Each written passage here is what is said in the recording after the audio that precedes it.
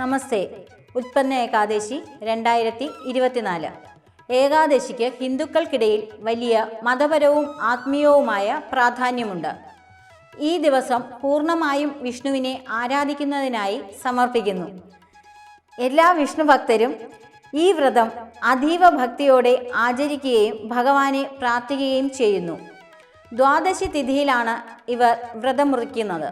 മാർഗശീർഷ മാസത്തിലെ കൃഷ്ണപക്ഷത്തിലെ 11-ാം തീയതി, അതായത് 2024 നവംബർ 26 ഉത്പന്ന ഏകാദശി ആചരിക്കുവാൻ പോകുന്നു. മാസത്തിൽ 2 തവണ വരുന്ന ഏകാദശി മഹാവിഷ്ണുവിനെ ആരാധിക്കുന്നതിനുള്ള ഏറ്റവും അനുകൂലവും പവിത്രവുമായ ദിവസമായി കണക്കാക്കപ്പെടുന്നു. ഈ ദിവസം ശ്രീ മഹാവിഷ്ണുവിനെ ബഹുമാനിക്കുന്നതിനായി സമർപ്പിക്കപ്പെട്ടതാണ്. കൂടാതെ ധാരാളം വിഷ്ണുഭക്തർ കഠിനമായ ഉപവാസം അനുഷ്ഠിക്കുകയും ഭക്തിയോടെ ഭഗവാനെ ആരാധിക്കുകയും ചെയ്യുന്നു.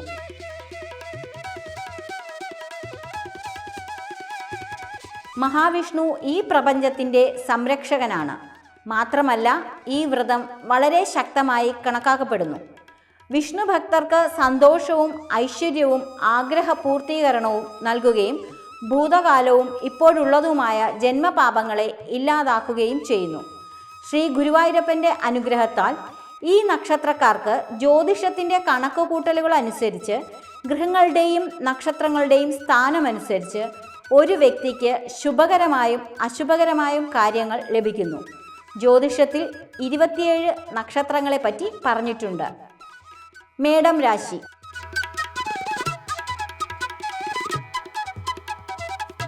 അശ്വതി, ഭരണി, കാർത്തിക, ആദ്യകാൽ. വർഷത്തിൻ്റെ ആദ്യ പകുതി പലതരത്തിൽ ഭാഗ്യാനുഭവങ്ങൾ കടന്നുവരും. മംഗല്യഭാഗ്യവും വിദേശവാസത്തിന് സാഹചര്യങ്ങൾ ഒത്തുവരികയും ചെയ്യും. ആദ്യ പകുതിക്ക് ശേഷം ആത്മവിശ്വാസത്തോടെ പ്രവർത്തിക്കാൻ ശ്രമിക്കണം. അശ്രദ്ധയാൽ അനർത്ഥങ്ങളെ ക്ഷണിച്ചു വരുത്തരുത്. ധനനഷ്ടത്തിന് ഇടവരുമെങ്കിലും ശരിയായ തീരുമാനമെടുത്ത് തക്ക സമയത്ത് ചെയ്യുന്ന പ്രവൃത്തികൾ നല്ല ഫലം തരും. പാഴ്ചെലവുകൾ നിയന്ത്രണ വിധേയമാക്കണം. കുടുംബ പ്രശ്നങ്ങളെ ന്യായപരമായി പരിഹരിക്കണം. കൂടാതെ കൂടെ നിൽക്കുന്നവരിൽ നിന്നും ചതി പറ്റാതെ നോക്കണം. ദോഷശാന്തിക്കായി ദുസ്ഥിരമായി നിൽക്കുന്ന ഗൃഹപ്രീതി, രോഗികൾക്ക് സഹായം, കുഞ്ഞുങ്ങൾക്ക് മധുരം. ഇടവം രാശി.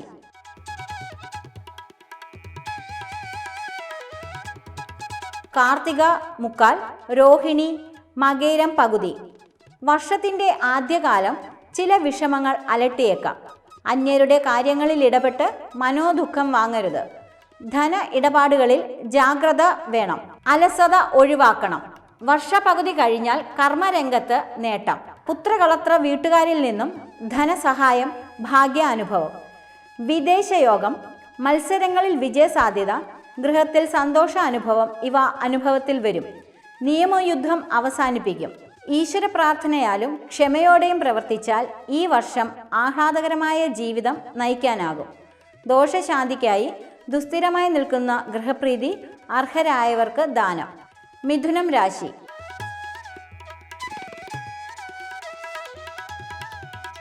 മകയിരം പകുതി, തിരുവാതിര, പുണർദം മുക്കാൽ. വർഷത്തിൻ്റെ ആദ്യ പകുതി കൂടുതൽ ഗുണകരമാണ്. കർമ്മഗുണം, സന്താന ഗുണം ഇവ ഉണ്ടാകും. ശേഷം കയറ്റവും ഇറക്കവും ഒരുപോലെ അനുഭവപ്പെടും. ഈ വർഷം എടുത്തു ചാടാതെയും അലസത കൂടാതെയും പ്രവർത്തിച്ചാൽ ഗുണാനുഭവങ്ങൾ ഉണ്ടാകും. വാദപ്രതിവാദം, മധ്യസ്ഥത, ജാമ്യം ഇവ പാടില്ല. ശാരീരികമായ അലട്ടലുകൾ ഇടയ്ക്കിടെ ഉണ്ടായിക്കൊണ്ടിരിക്കും.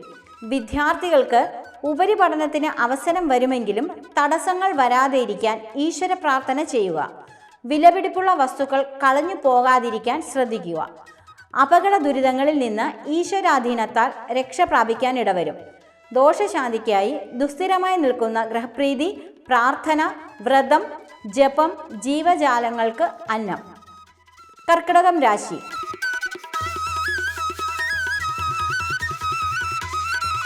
പുണർദം കാൽ, പൂയം, ആയില്യം.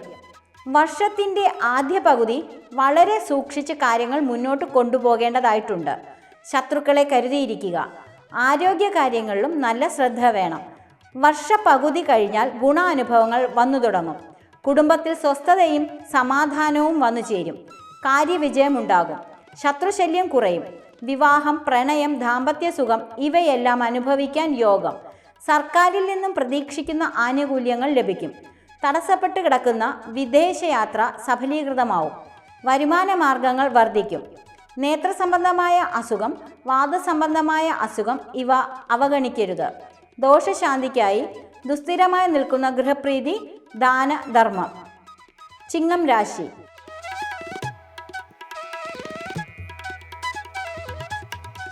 മകം, പൂരം, ഉത്രം, കാൽ. വർഷത്തിൻ്റെ ആദ്യ പകുതി എല്ലാ കാര്യങ്ങളിലും ഗുണാനുഭവം ഉണ്ടാകുന്നതാണ്. വിവാഹം ആലോചിക്കുന്നവർക്ക് നല്ല ജീവിത പങ്കാളിയെ ലഭിക്കും. സന്താനത്തിന് കർമ്മരംഗത്ത് അംഗീകാരം, മംഗല്യഭാഗ്യം, തർക്കവിതർക്കങ്ങൾ പരിഹരിക്കും. ആദ്യ പകുതിക്ക് ശേഷം വിശ്വാസവഞ്ചനയ്ക്ക് സാധ്യത ഉള്ളതിനാൽ കരുതിയിരിക്കുക. അന്യരുടെ വാക്ക് കേട്ട് അബദ്ധത്തിൽ ചെന്ന് ചാടരുത്. ഭൂമി സംബന്ധമായ നഷ്ടം വരാതെ നോക്കണം. സഹപ്രവർത്തകരോടും മേലുദ്യോഗസ്ഥരോടും സത്യസന്ധമായും നീതിയുക്തവുമായിട്ടുള്ള സമീപനം വിജയത്തിലേക്കുള്ള മാർഗ തടസ്സങ്ങളെ അതിജീവിച്ച് വിജയം കൈവരിക്കുവാൻ സാധിക്കും. അനവസരത്തിൽ അഭിപ്രായം പ്രകടിപ്പിക്കരുത്. ധനനഷ്ടം, അപവാദം ഇവ കരുതിയിരിക്കുക. ദോഷശാന്തിക്കായി ദുസ്ഥിരമായി നിൽക്കുന്ന ഗൃഹപ്രീതി, തീർത്ഥാടനം, പുരാണ പാരായണം. കന്നിരാശി.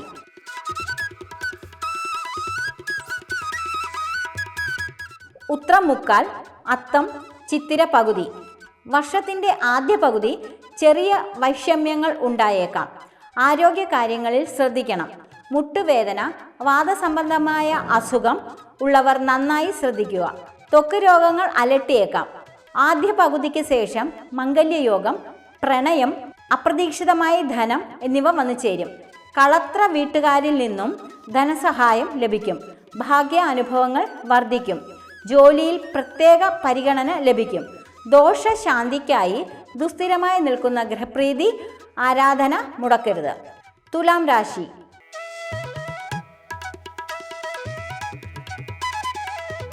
ചിത്തിര പകുതി, ചോതി, വിശാഖം മുക്കാൽ. വർഷത്തിൻ്റെ ആദ്യ പകുതി പൊതുപ്രവർത്തനങ്ങൾക്ക് അംഗീകാരം. ഗൃഹം സ്വന്തമാക്കാൻ സാധിക്കും. സന്താനത്തിന് മേന്മയുള്ള ജോലി ലഭിക്കും. തൊഴിൽപരമായ തടസ്സം മാറും. പുതിയ നിർമ്മാണ പ്രോജക്റ്റിൽ പങ്കാളിയാകും. സഹപ്രവർത്തകരിൽ നിന്നും സഹായ സഹകരണം ലഭിക്കും. ആദ്യ പകുതിക്ക് ശേഷം സാമ്പത്തിക കാര്യങ്ങളിലും ആരോഗ്യ കാര്യങ്ങളിലും സന്താന കാര്യങ്ങളിലും അതീവ ശ്രദ്ധ പുലർത്തുക. പകർച്ചവ്യാധികളെ കരുതിയിരിക്കുക. വിവാദങ്ങളിൽ നിന്നും ഒഴിഞ്ഞു നിൽക്കുക. ക്ഷമയോടെയും ശ്രദ്ധയോടെയും നീങ്ങിയാൽ ദോഷങ്ങൾ കൂടുതൽ ഉണ്ടാകില്ല.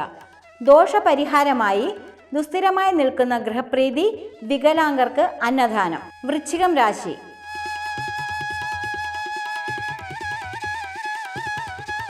വിശാഖം കാല്, അനിഴം, തൃക്കേട്ട. ആദ്യ പകുതി ഗുണദോഷ സമ്മിശ്രം. ശേഷം തൊഴിൽപരമായും സന്താനങ്ങൾ മുഖേനയും നേട്ടം. അപ്രതീക്ഷിതമായി ധനം വന്നു ചേരും. മികച്ച പ്രവർത്തനങ്ങൾക്ക് അംഗീകാരം. ഉപരിപഠനം വിജയകരമായി പൂർത്തിയാക്കും. കള്ളന്മാരിൽ നിന്നും ഉപദ്രവമുണ്ടാകാതെ നോക്കണം. ഗൃഹപരമായ പ്രശ്നങ്ങൾ സംസാരിച്ച് ഒത്തുതീർപ്പാക്കും. സന്തോഷകരമായ കൂടിച്ചേരലുകൾ ഉണ്ടാകും. ദോഷപരിഹാരമായി ദുസ്ഥിരമായി നിൽക്കുന്ന ഗൃഹപ്രീതി, സാധുക്കൾക്ക് അന്നദാനം. ധനുരാശി.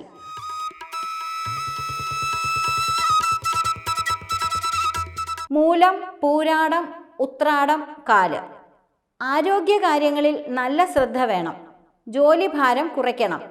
തൊഴിൽപരമായും ധനക്രയ വിക്രയപരമായും ചതി പറ്റാതെ ഇരിക്കാൻ ശ്രദ്ധിക്കുക. യാത്രകൾ കഴിവതും കുറയ്ക്കുക. മധ്യസ്ഥത, ജാമ്യം ഇവയിൽ നിന്നും വിട്ടുനിൽക്കുക. വാഹനം കൈകാര്യം ചെയ്യുന്നവർ പ്രത്യേകം ശ്രദ്ധിക്കുക. ജോലിയിൽ സ്ഥാനമാറ്റത്തിന് സാധ്യത. ഒപ്പം നിൽക്കുന്നവർ കൂറുമാറാൻ ഇടയുണ്ട്. കർമ്മമേഖലയിൽ പുതിയ പരീക്ഷണങ്ങൾ നടത്തണം. ഈശ്വരാധീനം വർദ്ധിപ്പിക്കുക. ദോഷപരിഹാരമായി ദുസ്ഥിരമായി നിൽക്കുന്ന ഗൃഹപ്രീതി, അന്നദാനം. മകരം രാശി.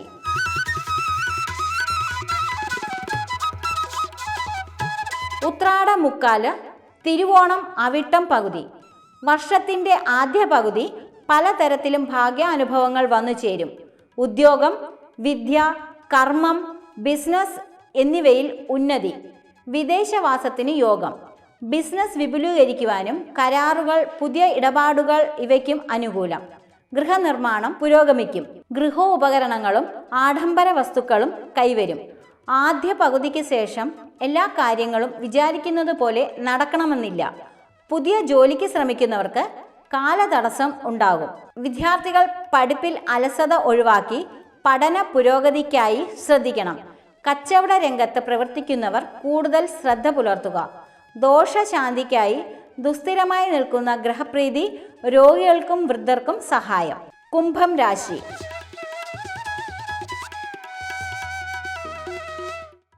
അവിട്ടം പകുതി, ചതയം, പൂരൂരുട്ടാതി മുക്കാൽ. വർഷത്തിൻ്റെ ആദ്യ പകുതി പലതരത്തിലുള്ള വൈഷമ്യങ്ങൾ ഉണ്ടാകുമെങ്കിലും ശേഷം ഭാഗ്യാനുഭവങ്ങൾ പ്രതീക്ഷിക്കാം. വിവാഹം, ഉദ്യോഗം, പ്രണയം ഇവയ്ക്കെല്ലാം അനുഭവയോഗമുണ്ട്. ധനക്ലേശം മാറിവരും. രാഷ്ട്രീയ, സാമൂഹിക, കലാരംഗത്തുള്ളവർക്ക് അംഗീകാരം. ആരോഗ്യ കാര്യങ്ങളിൽ ശ്രദ്ധ വേണം. തൊഴിലിൽ നിന്ന് വിട്ടു നിൽക്കേണ്ട സാഹചര്യം വരാം. കൂടെ നിൽക്കുന്നവരിൽ നിന്ന് ചതി പറ്റാതെ നോക്കണം. പരീക്ഷകളിൽ അപ്രതീക്ഷിത വിജയം, ഉപരിപഠനം, സർക്കാർ സഹായം, ഭവനഭാഗ്യം. ദോഷശാന്തിക്കായി ദുസ്ഥിരമായി നിൽക്കുന്ന ഗ്രഹപ്രീതി ധാന്യങ്ങൾ ദാനം ചെയ്യുക. കാക്കയ്ക്ക് ഭക്ഷണം നൽകുക. മീനം രാശി.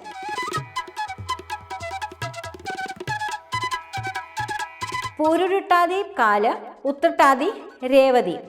ഈ വർഷം ഈശ്വരാധീനത്താൽ ഗുണകരമായ മാറ്റം. എത്ര ബുദ്ധിമുട്ടുള്ള കാര്യങ്ങളും മനസംയമനത്തോടെ സാവകാശത്തോടെയും ചെയ്യുക. ദാമ്പത്യ ജീവിതത്തിൽ വിട്ടുവീഴ്ചകൾ ചെയ്യുക വഴി കൂടുതൽ പ്രശ്നങ്ങൾ ഉണ്ടാവാതെ നോക്കാം. മറ്റുള്ളവരുടെ തെറ്റുകൾ നിങ്ങളുടെ മേൽ ചുമത്തപ്പെടുവാൻ സാധ്യത ഉള്ളതിനാൽ എല്ലാ കാര്യങ്ങളിലും അതീവ ശ്രദ്ധ പുലർത്തുക. വില കൂടിയ വസ്തുക്കൾ നഷ്ടപ്പെടാതിരിക്കാൻ നല്ല ശ്രദ്ധ വേണം. അനാവശ്യ വിവാദങ്ങളിൽ ചെന്ന് ചാടരുത്.